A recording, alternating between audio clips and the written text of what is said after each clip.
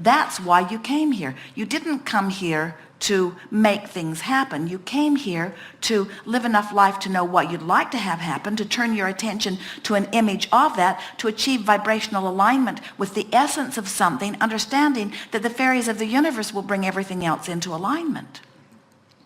Esther's been saying for a while how interesting it is to her that when something is the next logical step, she doesn't feel any strong rush about it. In other words, it's just the next logical step.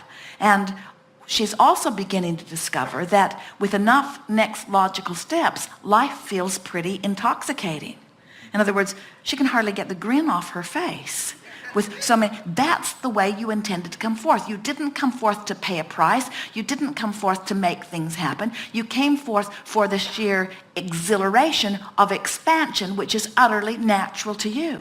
And when you consciously come back into the realization that you are worthy beings, that you intended for the contrast to inspire you, that you never intended to work for it to happen, that you knew that the work that you did was in exploring the contrast, and that the giving birth to it really is the work that you came forth to do, and that the law of attraction takes care of everything else, and that your real work is to tune yourself into alignment with the essence of what you want, then you begin to understand why you are here. You are here as creators. You're not here as servants. You're not here as regurgitators. You're not here as fixers of problems. You're here as birthers of solutions. You're not here as wallowers in questions. You're here as summoners of answers.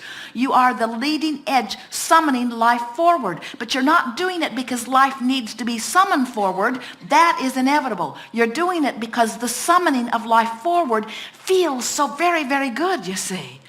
That's the best sales job that we've ever been able to do on trying to get you to see what you're about through our eyes, you see.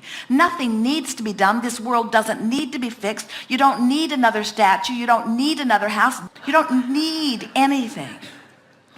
All you are here for is to focus.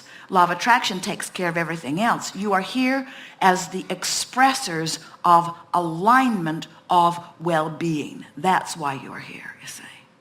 Oh, we want so much for you to get that. You're not here to solve the wars.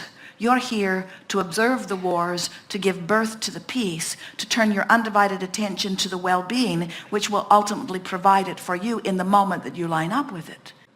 Could there be more? In other words, could there be a bigger reason for existence, for expansion, for life, for coming forth? Could there be a bigger reason for life than for the joy of it, you see? This is a universe that is based upon this stream of well-being, you see. And humans sometimes get pain-oriented, you get struggle-oriented. You come to believe in the rightness of struggle. And that's why our friend was talking about trying to motivate his clients. And we want you to understand that there is no rightness in struggle. Struggle is always upstream, and nothing that you want is upstream. But it takes a little orienting. We know when you're standing in the place. The other day, Esther said something to Jerry, and he listened quietly, and then mistakenly said this to Esther. That sounds upstream to me. And Esther said, it was downstream to me. You should have heard where I was a minute ago.